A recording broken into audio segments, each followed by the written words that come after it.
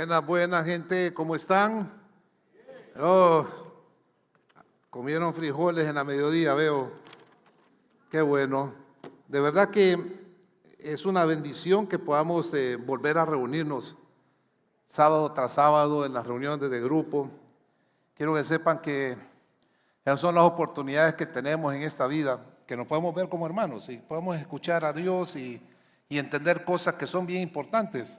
Así como ustedes vieron, el tema de hoy es, ¿podríamos dominar el miedo? ¿Va? Me da miedo esa pregunta. O sea, pensar en el miedo es algo que realmente natural en cada uno de nosotros. Y quisiéramos que pudiéramos tomar algunos principios que nos puedan ayudar para que podamos lidiar con eso, porque sí hay capacidad, ¿verdad?, de tener control del miedo. Si lo hay, no es fácil, hay que luchar duro, especialmente cuando ya has estado muy expuesto generalmente con el miedo, que ha habido bastantes problemas en tu vida, te vas a dar cuenta que definitivamente sí puedes aprender a controlar y tener éxito sobre las cosas reales e irreales que puedan haber en la vida. ¿Qué les parece si le damos gracias a Dios y ponemos esto en las manos de Dios? Mi Dios, Señor, de verdad que muchas gracias. Muchas gracias que usted es el que nos da la tranquilidad. Usted es el que ha traído a nuestros corazones desde hace 2000 años. Usted ha permitido que podamos tener la seguridad de lo que va a pasar con nuestras vidas. Realmente queremos aprender de ti y entender qué cosas son las que tenemos que hacer en los momentos difíciles de nuestras vidas. Ayúdanos, guíanos en todas estas cosas que vamos a hablar ahora. Queremos que sea tú el que nos enseñe, Señor. En nombre de tu Hijo, Padre. Amén. Vamos a apartar esa botellita, no quiero tropezarme en ella.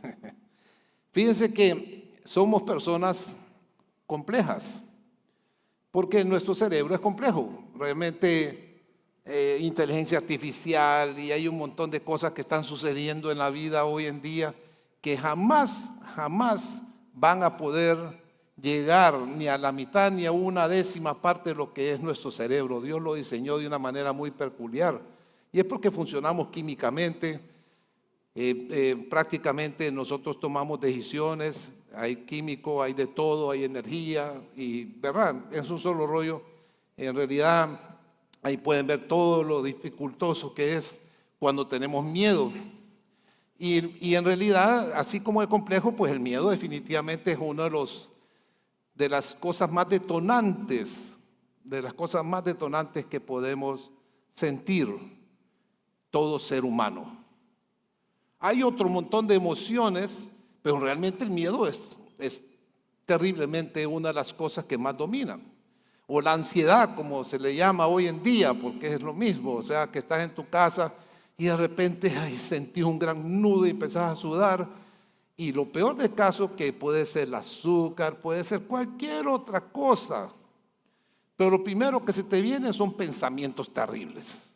Que se te va a morir alguien, que vos estás a morir en la mañana, que te van a robar, ¿verdad? Y especialmente cuando has tenido una experiencia de robo, normalmente a cierta hora te levantás y te das cuenta que estás teniendo miedo. Y muchas veces son cosas que no tienen ningún sentido, no son reales. Y miedo también de la eternidad. Yo creo que ese es lo primero que Dios nos pone a nosotros en nuestros corazones para que tengamos una reflexión. Realmente ese es el mayor miedo.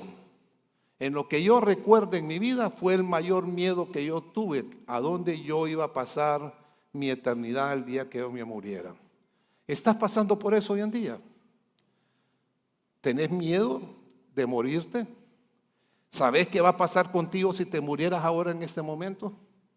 Hay cosas que nos duelen dejar, pero ¿qué es lo que va a pasar contigo después de que mueras? ¿A dónde vas a pasar tu eternidad? Antes que sigamos hablando, es bien importante que podamos resolver ese dilema. El temor de la muerte, por no saber cuál es nuestro destino. El temor de las puertas cerradas. el temor de los cuartos oscuros. Así es el miedo a la muerte.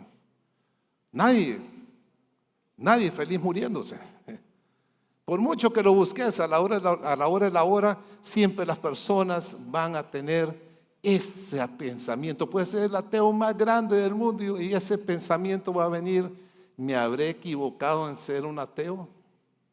Ese pensamiento va a venir: ¿me habré equivocado en no hacerle caso a aquellas personas que me hablaron sobre la salvación de Jesucristo hace 2000 años?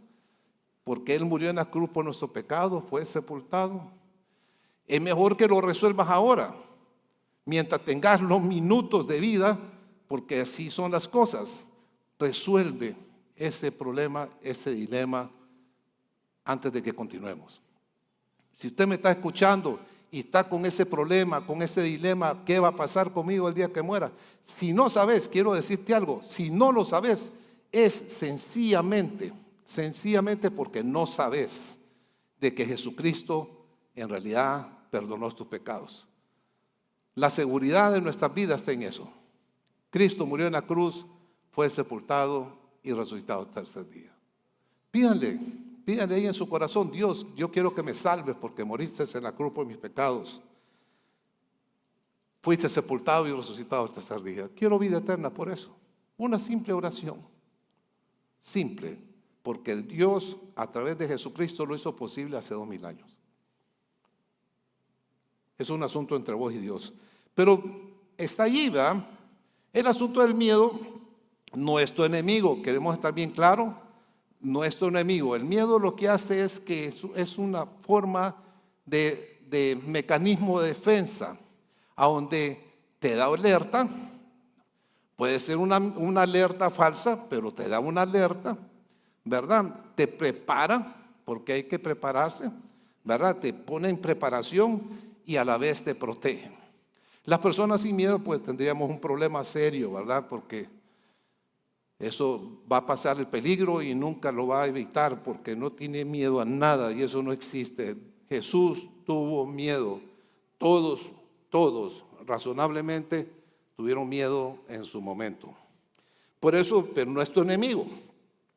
El problema es sentir miedo, ¿verdad? Que no es real. Un miedo que no está basado en algo que es real. Y eso es algo que tenés que identificar, ¿verdad? Cuando vos tengas ansiedades y que estás en tu cama, tenés que preguntarte: ¿es real esto? ¿Por qué estoy teniendo miedo por algo que no debo tener miedo? No hay un peligro real, no hay nada, pero estás teniendo miedo. Realmente hay gente que se acostumbra fuertemente en ese aspecto, que ni salen de sus casas algunas veces, y hay que evitar tener control, que el control lo tenga el miedo. En ese momento, dice, tu mente te traiciona. Tu mente te traiciona. Cuando vos estás teniendo miedo, sin el peligro real, sin una amenaza real, ahí es donde sos traicionado y dejas de hacer cosas en tu vida. Nelson Mandela, ustedes saben bien la historia de él, fue un hombre tremendamente de una revolución pacífica, una revolución extraordinaria en un país dominado por blancos, siendo altamente una masa de color negro, ¿verdad? Y él estuvo en la cárcel. Y las cosas que él dice, bien interesante, que vale la pena que lo veamos, y porque nosotros creemos que él es un hombre valiente, pero dice, mira lo que dice él: no es valiente quien no tiene miedo, sino quien sabe conquistarlo. Y eso es lo que tenemos que hacer. Quiero que sepan algo. Si ustedes ya confiaron en Cristo como su Salvador, el dilema más grande de la vida está resuelto. ¿No es así? El dilema más grande está resuelto. Si vos crees que esta vida va a ser mejor que la que viene en el futuro, pues está bien, disfruta todo lo que puedas, pero morirnos va a ser lo mejor que nos pueda suceder. Entonces está resuelto ese dilema. El problema es, mientras estás viviendo en esta vida, estás viviendo con temores, estás viviendo con ansiedad. Es es algo que de verdad no debe estar controlando tu vida. Por eso, no es que queramos hacer a un lado lo que es la ansiedad y el miedo, sino que tenemos que aprender a controlarlo, a vivir bien, a vivir nuestras vidas con toda la fuerza, con toda la belleza que Dios te pueda dar mientras estás circulando en este mundo.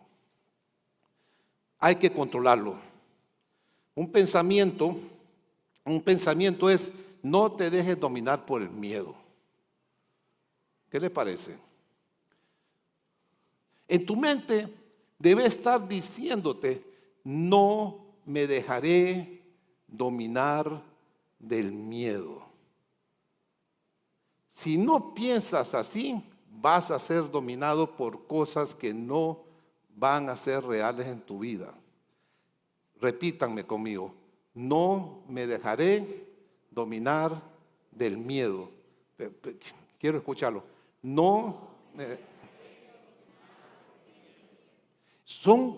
Es tu plática contigo mismo. Y no estamos hablando de soberbia. Estás diciéndote en tu cabeza: no me voy a dejar dominar del miedo. Porque eso es como abrir puertas a cuartos oscuros si no lo haces.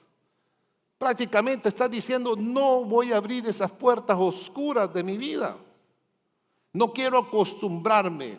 Por eso es bien importante que nos digamos siempre: no me voy a dejar, no me dejaré dominar por el miedo. Pero veamos a Elías. Yo quisiera de verdad que nos metiéramos un poquito en la historia de Elías, porque Elías, en la porción de Primera de Reyes 18-19, hay tres situaciones que me gustaría que las viéramos y podamos aprender de ellas. Una de ellas es cuando Elías, por orden de Dios, le pide a la atmósfera, yo no sé cómo, al cielo: no llueva, dice. No llueva por 3 años. Usted se puede imaginar hoy que estamos aquí con una sequía de cuántos días estamos, de 1 semana, 2, 3 semanas, ya estamos con miedo, con terrible nerviosismo que la cosecha se va a perder. 3 años. Y todavía le dice al cielo: mire, no vas a llover hasta que yo te diga. Y así fue, dejó de llover.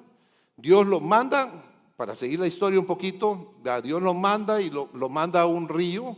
Le digo: mira, andate al río X, ahí vas a estar, ahí vas a tomar agua. Lo interesante es que él vivió ahí en ese río casi 1 año. Venían cuervos a darle de comer. ¿De dónde sacaba la comida los cuervos? No sé, porque le traían carne, le traían pan. Me imagino que alguna vez renegó porque estaba aburrido la carne: dame pollo, dame pescado. No sé, ¿verdad? Lo importante es que fue alimentado por todo ese tiempo por los cuervos. Hasta que el río se secó. Era natural, no había lluvia. Lo poco que había estaba ahí en esa quebrada. Era una quebrada, no era ni un río, una quebradita, que Dios la mantuvo por un tiempo. Dios, siempre queriéndonos enseñar, lo mandó donde una viuda, ¿verdad? Pobre, casi muerta de hambre, a que estuviera viviendo en esa casa. Andate donde esa viuda, en ese pueblo, y quiero que te quedes en esa casa. Tiene un hijo, ¿verdad? Tenía en aquel momento un hijo. Llegó Elías y le pide comida. Tengo hambre y tengo sed. Solo tenía una masita. No sé ustedes, señoras, cuando amanecen en la mañana, que se acabó la masita para las tortillas, no hay pan en la refrigeradora. ¿Qué problema, va? Eso estaba en problema. Tenía una masita y un guacalito de aceite. Esa historia la conocemos muy bien, pero quiero refrescarla porque hay mucha enseñanza ahí. Y dice Elías: no hay problema. Por cierto, la viuda le dijo: esto es lo último que me queda. Me lo iba a comer mi hijo y yo para morirnos después de comer esto, porque no hay más que comer. Elías le dijo: no te preocupes, dame ese pan y dame el aceite, dámelo, preparámelo y dame el agua que tenés. El efecto final es que el aceite, el agua y la harina nunca les faltó. Estuvo 2 años. ¿Saben cómo es eso? Que agarraron 200 lempiras, que no es nada hoy en día, se fueron al mercado, compraron una provisión, La pusieron en su armarito ahí, en su armario para comer, y sacan, y sacan, y sacan, y sacan, y sacan por 2 años, sacando aquellos frijoles, aquella harina, aquel arroz, aquellos plátanos, ¿verdad? Y plátanos siempre maduritos en su punto, nunca, nunca, nunca se pudrieron y siempre estaba sacando comida por 2 años. Algo impresionante. Pero lo más interesante, que en ese momento, en todo ese lapso de tiempo viviendo Elías en la casa de la viuda, el hijo se le muere, el único hijo. De todas maneras iba a morir hace 2 años, pero se murió en ese momento. Y la viuda le dijo, mira, me has traído un tremendo mal. La viuda solamente se iba a comer ese pan antes de que Elías llegara y esa agua, y se iban a morir de hambre. Pero total que vivió un montón de tiempo con lo que nunca se gastó en la despensa. Nunca, siempre estuvo ahí comiendo. Pero se muere. Le reclama a Elías, Elías viene, le reclama a Dios, ¿cómo me hiciste venir aquí para matar a ese muchacho? Y oró por él y lo resucitó. Y esto es lo impresionante, mis queridos hermanos. Hasta ese punto, la viuda expresó, ahora sí entiendo que eres un hombre de Dios. Espérate, y los 2 años atrás, y esa despensa que nunca se terminó, el agua que no existía, porque no tenían agua y siempre comieron y bebieron y todo.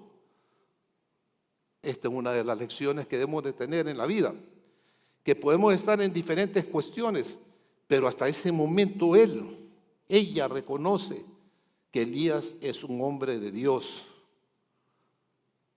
Es un problema de confianza, es un problema de fe. Muchas veces no entendemos las cosas porque tenemos falta de fe. No somos personas que estamos confiando. ¿Por qué? Podemos estar viviendo, miren, podemos estar viviendo con el cuidado milagroso de Dios todos los días. Y vamos a reaccionar hasta que suceda una crisis grande. ¿Por qué no ponerle atención? Siempre hubo harina, siempre hubo agua, siempre hubo comida, siempre estuvo eso, nunca faltó. Yo creo que la lección que debemos de tener en nuestras vidas, en los momentos de la vida, en todo en general, porque muchas veces no se trata de grandes peligros, son problemas diarios, piensen, antes de esperar las cosas extraordinarias, debemos de darle un valor a las cosas que Dios hace todos los días de nuestras vidas. Debemos de darle valor. Alguno de aquí, de nosotros, ha vivido circunstancias que era de muerte. Tenemos uno aquí entre nosotros que fue baleado, que tuvo que haberse muerto. ¿Cuántos años tenés ya? Como 10, 15 años. Ahí anda circulando entre nosotros. Y sucede eso, y suceden muchas cosas en nuestras vidas. Y viene una cosa y nos perdemos cuando hemos tenido una vasta experiencia por causa de darle el valor. Hay que darle el valor. Solo el hecho que despierten, que puedan comer el desayuno. Miren, cuando se sientan a comer, y yo soy un experto para eso, que no crean, no como, tal vez como menos que mi esposa, ¿verdad? Algunas veces. Yo no le pido a Dios que bendiga la comida, porque el hecho que esté ahí en la mesa ya está bendecida por Dios. Yo le digo, te honro con esta comida. Te damos la gracia y te honramos con ella, con cada uno de los bocados. Porque es una bendición. Podría ser el último desayuno. Podría ser la última taza de café. Entonces, es importante que le demos valor a las cosas, que estemos confiando en Dios, que sepamos que Dios, ¿verdad?, está ahí siempre. Dice, no tenga miedo porque Dios está contigo. No ten más. Eso es de las cosas interesantes en la vida. Por eso debemos de repetirnos en nuestras mentes: no me dejaré dominar por el miedo, porque Dios está conmigo. ¿Cómo se dice? No me dejaré dominar del miedo, porque Dios está conmigo. Repítanos fuerte.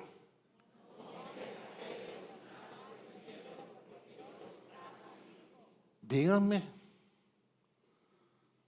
La historia tiene un aspecto, pero la enseñanza es bien clara. No hay nada si Dios está con nosotros. Recuerden bien que el dilema de la muerte ya está resuelto. Es lo más importante en esta vida. Vas a vivir 100 años, 200 años, pero vas a tener una eternidad asegurada con Cristo. Por eso es bien importante que vivamos nuestras vidas pensando, diciéndonos que no vamos a dejarnos dominar del miedo, porque Dios está conmigo. Dios está con nosotros. Dios está con ustedes. Pero vamos a continuar, porque aquí vamos a tratar de hacerle justicia al tema, ¿verdad? Entonces Elías, después de 3 años, bien interesante, ¿verdad? Después de 3 años, se fue a buscar a Acab, ¿verdad?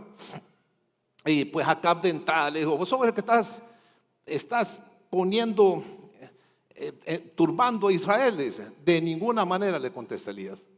Quien está turbando a Israel es el pecado de ustedes. Y es que el pueblo de Israel se había involucrado seriamente en lo que es la idolatría, a Baal, a la diosa de Acera, y aquel gran rollo, sacrificaban a sus hijos. Era una cosa terrible, ¿verdad? Entonces, y tenía una mujer, Jezabel, que era salvaje, ¿verdad? Porque estaba matando a los profetas de Dios. En cambio, le daba de comer a los 450 profetas de Baal y de Acera. 450 comían de la mesa de ella, pero en cambio mataba a los profetas de Dios.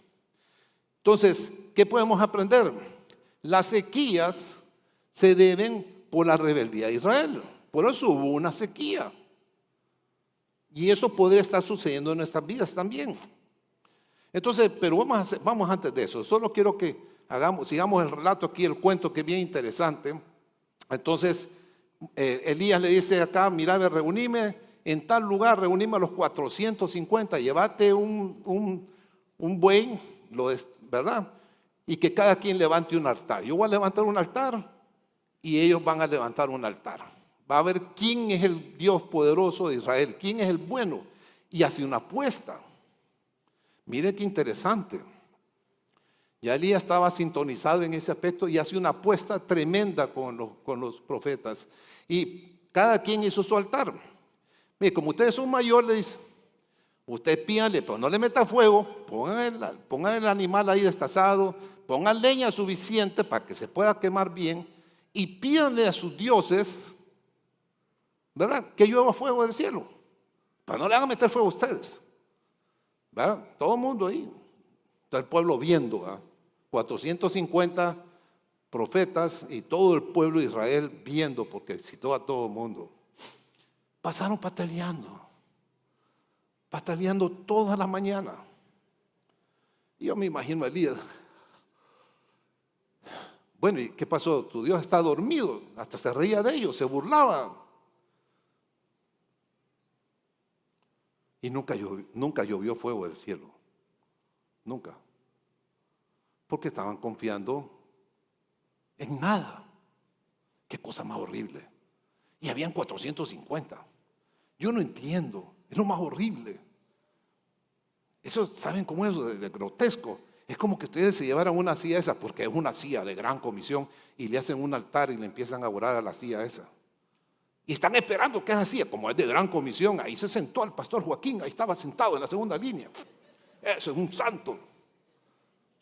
Y su mujer, ni hablar. Y se llevó a la mujer la otra.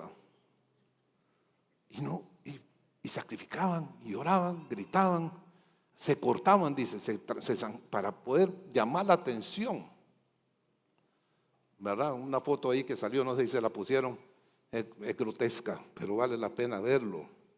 Entonces vino Elías y sencillamente solo se paró, le oró a Dios, en voz alta. Ahí están zanjeándose, ¿verdad? Le oró a Dios en voz alta y de inmediato cayó fuego del cielo. Que conste, el altar de Elías, como ustedes bien saben, hicieron una zanja, le pusieron agua, varios baldes de agua, le llenaron de agua de una manera exagerada y llovió fuego del cielo. Dice la Biblia que consumió todo. Ganó la apuesta. Le ganó la apuesta acá. Entonces le dice, mira, ve, ahora moveme todo ese montón de profetas, llevámelos al río Talba. Y se los llevó a todos allá. Allá Elías degolló a todos.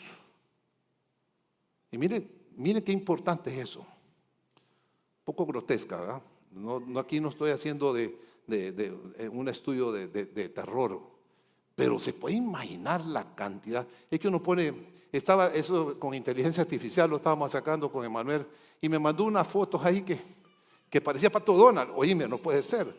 La realidad fue otra. Esto es más real, pone esa foto. No me vas a poner una cosa como Pato Donald, porque fue grotesco, fue fuerte. El efecto final, que al terminar, Jezabel, una simple mujer, después de todas las cosas que había pasado Elías, maravillosas, exageradas, extraordinarias, vos podías decir, Elías ya nunca más va a poner la frente toda la vida. Lo mandó a amenazar y le dio miedo, tanto que salió huyendo al desierto. Huyó al desierto, no puedo creerlo después de toda esa gran hazaña. Por eso Santiago dice que Elías era un hombre apasionado como nosotros, y en realidad lo era. Eso no quiere decir que hoy van a suceder cosas increíbles en tu vida, grandiosas. No quiere decir que no vayas a tener miedo en su momento, porque esa es parte de la humanidad. Por eso hay que pasar conectado, hay que estar conectado siempre.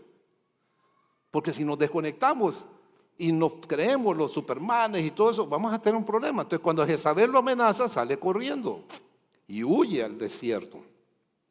Y ahí en el desierto, ¿verdad? Él le dice cómo se llama a Dios que lo matara. Había caído en una depresión terrible, ¿verdad? Perdón, me comí, y no es el desayuno ni el almuerzo, pero me comí bastante aquí. Pero vamos a continuar aquí, vamos a ir a regresar. Entonces, es un problema de dependencia, ¿verdad? Me salté directamente, no vamos a irnos más adelante porque es bien importante esta parte. Ese es un problema de dependencia. ¿En quién estás dependiendo? Primero es en qué estás confiando, y ahora en quién estás dependiendo. ¿Cuál es tu dependencia? Entonces me llama la atención, y yo estoy he tratado de llevar ese punto bien para que lo podamos entender. En 1 Pedro dice, Dios resiste o se opone a los soberbios. La sequía espiritual que puedas estar sintiendo hoy en día, así como la tenía el pueblo de Israel tenía una sequía espiritual, por eso buscaron esos dioses. Podría ser, yo no digo que es así, no quiero juzgarte, pero podría ser porque Dios te está resistiendo. ¿No has pensado en eso? ¿No has pensado en que Dios te está resistiendo y te está empujando? La resistencia prácticamente es aplastarte. Podría ser por soberbia, podría ser por desobediencia, que es lo mismo que soberbia, podría ser por apatía, que también es lo soberbia. El efecto final, Dios resiste al soberbio. Si hoy en día no tienes control, es porque posiblemente Dios te está resistiendo. Mi opinión, un factor principal de la ansiedad es por no poner la atención al Creador. Ese puede ser uno de los factores más grandes. que hoy en día vos puedes estar viviendo. Por no ponerle atención al Creador, puede ser un factor de angustia, de incomodidad en tu vida. Y esto lo creo muchas veces cuando tengo falta de paz, puede ser el Espíritu de Dios que me lo está haciendo. Y lo hace, ¿saben por qué? Porque Dios quiere y te está llamando la atención. Cuando sintas que estás impaciente, que no sabes, y miran, ese es el problema. Cuando nosotros no tenemos claridad de cómo vamos a hacer las cosas, nos metemos en rollos y estamos buscando soluciones.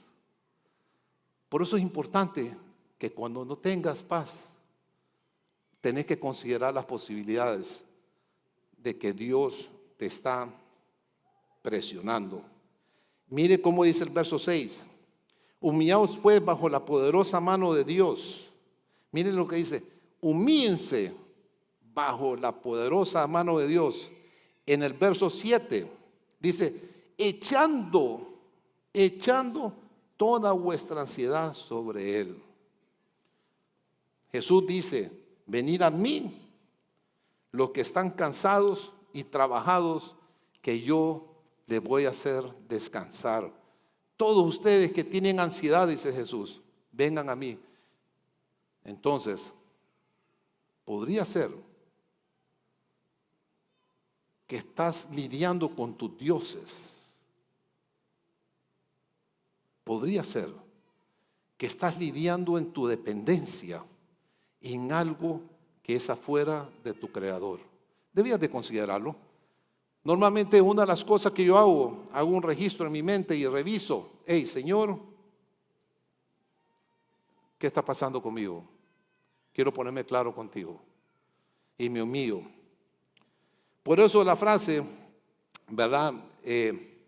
Dice bien claramente, no me dejaré dominar por el miedo porque Dios está conmigo y dependeré de Él. Vamos a repetirlo, digámonos, no me dejaré dominar por el miedo porque Dios está conmigo y dependeré de Él.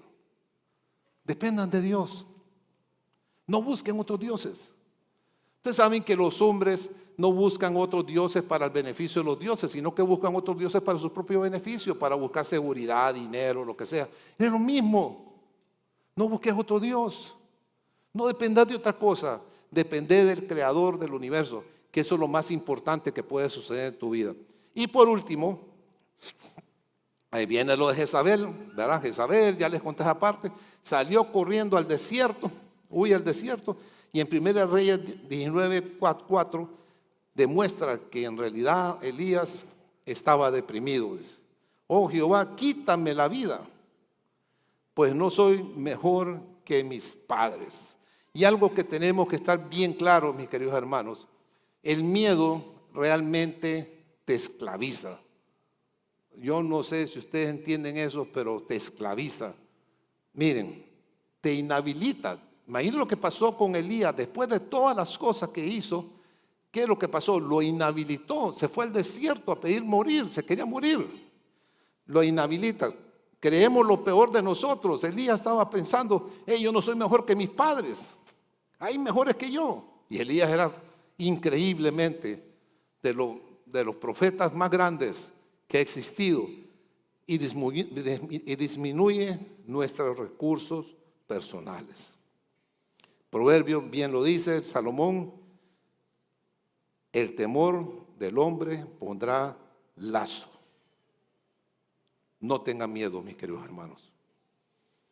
Entonces Dios lo levantó y le dijo, mira, le dio de comer, le dio agua, porque vas a caminar largo. Yo creo que Elías no sabía para dónde iba, pero le dijo que se fuera a un monte, ¿verdad? Y caminó 40 días seguidos, 40 noches. 40 días, 40 noches. 24 horas por 40 días.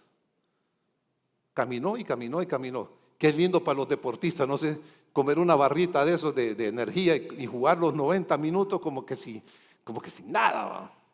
Eso es lo que pasó con él. Y se metió en una cueva. y estaba descansando en la cueva. Entonces Dios llegó a la cueva y le dijo: ¿qué haces aquí, Elías? Bien, qué interesante. ¿Qué haces aquí? Metido en una cueva. Mira, vas a salir de aquí y te vas a parar enfrente de Dios, enfrente de Jehová, porque Él te va a hablar. Le habló con un viento fuerte.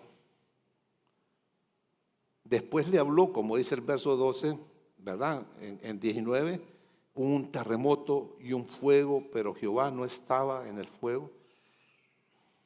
Pero después vino un pequeño silbido, un susurro.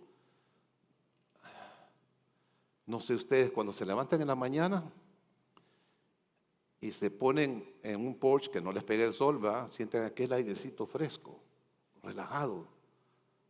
Eso es lo que así le habló Dios.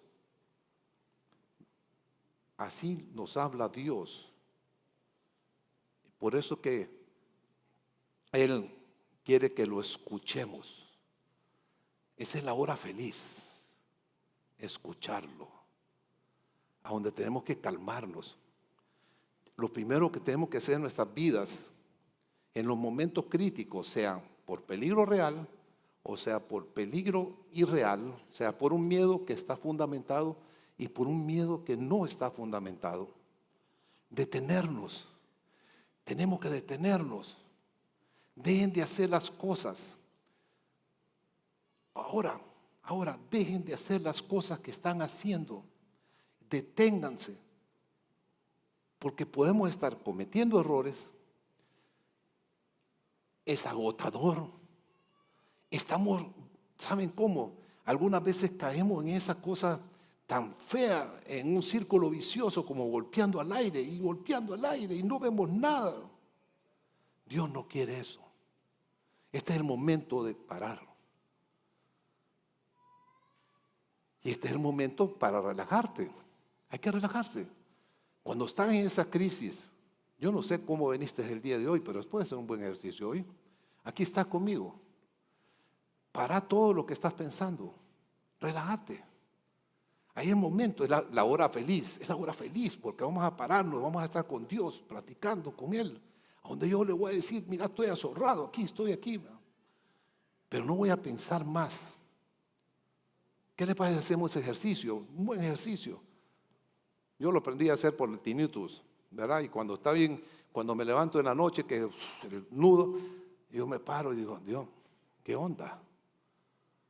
Y respiro. Profundo. Respiren, síganme. No, ve, más. Soltar el aire. Y está tranquilo, está callando las voces, callando. No pensé en los hijos, no pensé en el nieto, no pensé en nada. Y volvés a respirar. Respira profundo. No lo oigo. Qué rico. Si respiran mucho se pueden desmayar, les cuento. Pero 2, 3 veces, aguantando el aire 3 segundos, 10 segundos, es el momento de escuchar a Dios. Es el momento de clamar a Dios. Es el momento de pedirle cosas a Dios. Por eso tenemos que repetirnos más y más en nuestras mentes: no me dejaré dominar por el miedo, porque Dios está conmigo y dependeré de Él, escuchándolo en lo más íntimo de mi ser, porque allí es donde Dios habla contigo. Digámonos eso: no me dejaré dominar por el miedo, porque Dios está conmigo y dependeré de Él, escuchándolo en lo más íntimo de mi ser. Respira.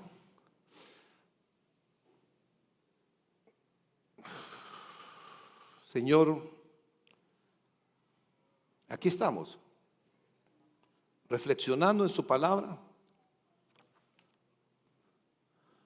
conectado con usted. no queremos pensar en nada más. No queremos levantarnos al baño ahorita. No queremos hacer nada más, ni que los músicos entren. Porque este es el momento de escucharte. Aquí estamos, mi Dios.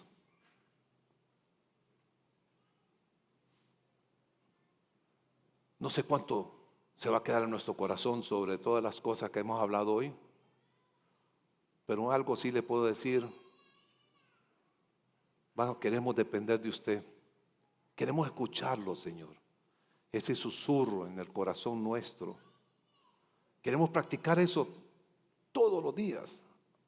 A levantarnos, a meditar en ti, a poner en blanco nuestras mentes, a parar toda la bulla, a dejar que usted tenga el control de nuestras vidas. Por eso tú dices que seamos agradecidos. Por eso tú dices que seamos felices. Yo no entiendo algunas veces, pero que seamos felices. Y Dios, reconocemos que no somos totalmente felices porque no estamos dependiendo de usted y porque hay muchos dioses que están alrededor nuestro que están afectando nuestra relación con usted. Usted es fiel, algunas veces nosotros no lo somos, mi Dios. Pero ahí estamos.